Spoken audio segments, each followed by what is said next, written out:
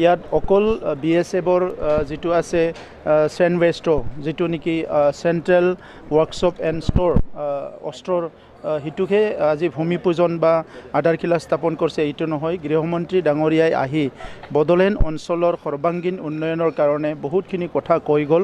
তেখেতে আমাৰ ৰীতি সংস্কৃতি ৰক্ষণাবেক্ষণৰ কাৰণে কথা কৈ গ'ল আৰু অনাগত দিনত বড়োলেণ্ড অঞ্চলক তেখেতে সদায় নজৰ দিব বা এই অঞ্চলৰ ডেভেলপমেণ্টৰ সদায় সহায় কৰিব এই কথাখিনি তেখেতে কৈ গ'ল।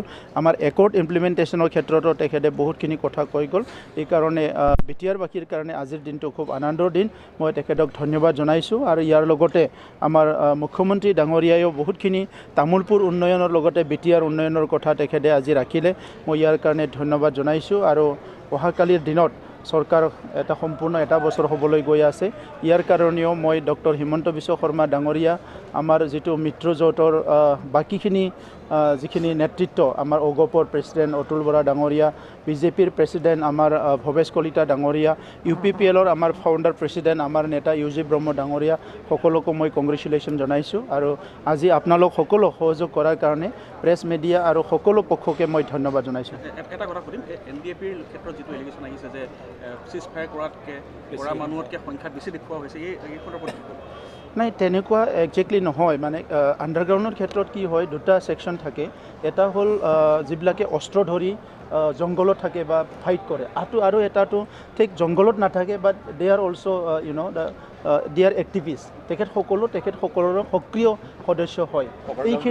এইখিনি কথাটো বা এই অভাৰগ্ৰাউণ্ডৰ যিখিনি লিষ্ট সেইটো কোনোবা সময়ত ৰৈ যায় বা কোনোবা সময়ত কিবা হয়, সেইকাৰণে নাম্বাৰটো মানে বেছি যেন দেখা গৈছে। কিন্তু আপুনি থৰলি এইটো চালে গম পাব যে তেখেতসকলৰ যিখিনি অস্ত্ৰ ধৰে এটা পাৰ্ট অস্ত্ৰ নধৰে। যেনেকৈ আমাৰ আজি আৰ্ম ফ'ৰ্চ বুলি ক'লে আমাৰ দেখা দেখি মিলিটাৰী BSF CRPF, কিন্তু ড্ৰেছ নিপিন্ধা বহুত থাকে যিসকলে নেকি ইণ্টেলিজেঞ্চিয়া বেলেগ কাম কৰে। ঠিক তেনেধৰণৰ তেখেতসকলৰ থাকে।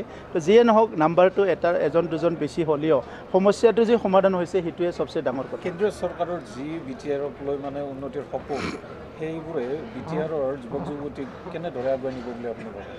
চাওক, এটা সময়ত কি আছিলে, কেন্দ্ৰীয় চৰকাৰ আৰু আমাৰ উত্তৰ পূৰ্বাঞ্চলৰ মাজত ডাঙৰ এটা গেপ আছিলে।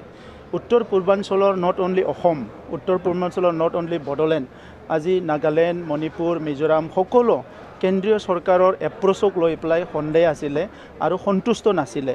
কিন্তু নৰেন্দ্ৰ মোদী ডাঙৰীয়াৰ যিটো নেতৃত্ব 2014 তেখেতে প্ৰধানমন্ত্ৰীৰ দায়িত্ব লোৱাৰ পিছত গৃহমন্ত্ৰী হিচাপে আজি অমিত শ্বাহ ডাঙৰীয়া আছে, সেই সময়ত ৰাজনাথ সিং ডাঙৰীয়া আছিলে।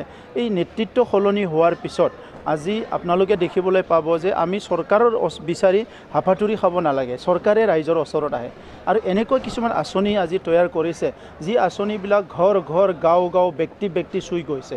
চ' এনেকুৱা এটা যদি নেতৃত্ব, এনেকুৱা এটা যদি চিন্তাধাৰা আগত ৰাখি, তেনেকুৱা মিছন আগত ৰাখি যদি দেশৰ নেতাবিলাকে কাম কৰে, তেতিয়াহে ৰাষ্ট্ৰখন আগুৱাই যাব, তেতিয়াহে ৰাজ্যখন আগুৱাই যাব।